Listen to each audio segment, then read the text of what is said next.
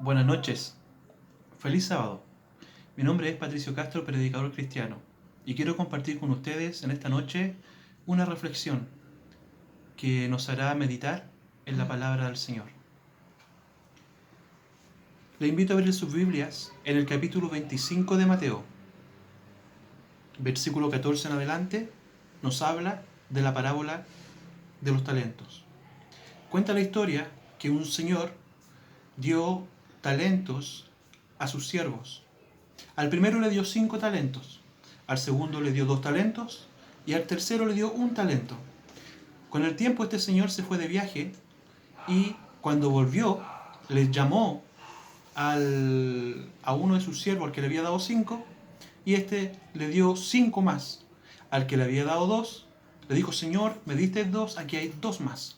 Pero resulta que al que le había dado 1 talento le dijo: Señor, yo sé que eres un hombre que eres severo, sé que eres un hombre que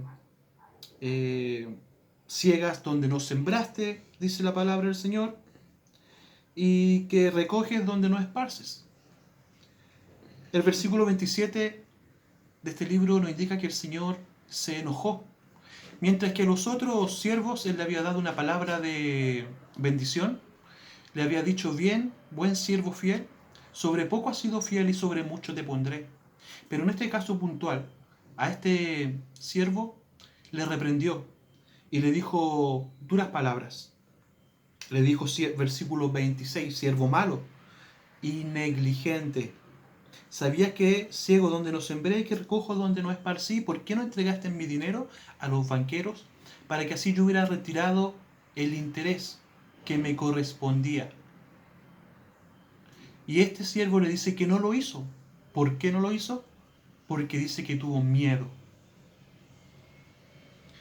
Muchas veces nosotros sabemos que tenemos dones entregados de parte del Señor y a veces no entendemos cómo usarlos. Pero el Señor siempre de alguna u otra manera nos muestra el camino y nos muestra cuáles son esos dones que nos ha dado. Algunos tienen el don de cantar, otros tienen el don de predicar la palabra, otros tienen el don de hacer negocios, otros tienen el don de, por ejemplo, de ser maestros, otros tienen el don de visitar enfermos. Todos estos dones los ha dado el Señor para el crecimiento de su iglesia y también para el bienestar de nuestro prójimo. Pero cuando no hacemos nuestra labor, el Señor se enoja, se molesta. Así como este señor se enojó con sus siervos. Y dice que los dones que uno no aprovecha, que no desarrolla, porque quizás tiene otros intereses, el Señor nos lo quita y se lo entrega a otro. Por eso es importante saber qué hacer con nuestros dones. ¿Saben por qué? Porque resulta que esto tiene 3 implicancias o 3 consecuencias. La primera consecuencia es que dice el versículo 28, quitarle pues el talento y darlo al que tiene 10 talentos, porque el que tiene le será dado y tendrá más. Y al que no tiene, aún lo que tiene, le será quitado.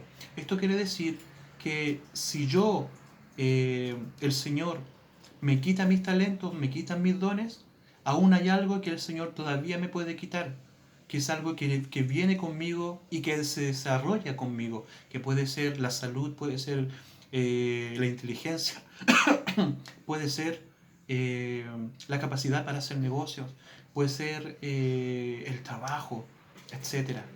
Entonces el Señor viene y por no hacer lo que nos corresponde, nos quitan los dones. Y nos quitan los dones naturales que vienen con nosotros. Y hay una tercera consecuencia todavía, que está en el versículo 30 y dice: dice, y al siervo inútil, echarle en las tinieblas de afuera, allí será el lloro y crujir de dientes. Las tinieblas tienen que ver con aquello que es ausencia de luz. Eso significa que cuando nosotros ya no hacemos lo que nos corresponde, entonces el Señor ya nos deja de lado y nos deja hacer lo que queramos hacer. Entonces estamos prácticamente sin Dios en este mundo, en oscuridad y en tiniebla. Es así como se cumple la palabra del Señor que dice que al final vamos a terminar llorando y vamos a terminar haciendo sonar los dientes, crujir los dientes. Así que hermanos, quiero que esta pequeña reflexión quiero que nos quede grabado en el corazón. Quiero que sepamos que el Señor nos ha dado talentos y Él quiere y espera que los desarrollemos para el bien de nuestro prójimo y para el servicio de su obra.